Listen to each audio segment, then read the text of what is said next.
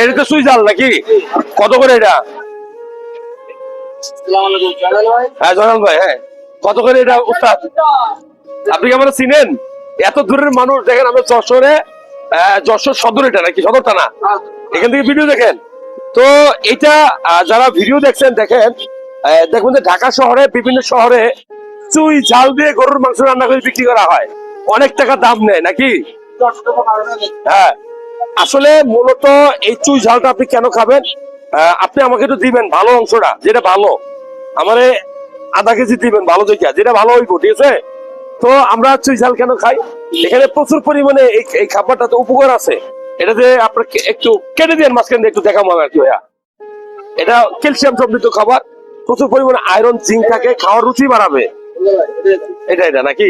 হ্যাঁ দেখো নিও, যারা ভিডিও দেখছেন দেখেন, এই চুই ঝাল, এই গাছটা কিন্তু একটা গাছ হইতে কত বছর লাগছে এই গাছটা হইতে? 10 বছর, বাবা রে বাবা।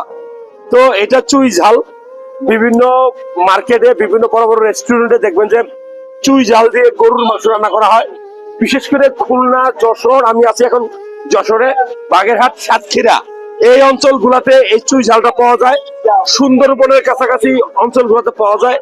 এটা কেন খাবেন আপনি? এটা ক্যালসিয়াম সমৃদ্ধ একটা খাবার, এটা আপনার খাওয়ার রুচি বাড়াবে, এটা আপনার শরীরে ক্যালসিয়ামের সরবরাহ দিবে।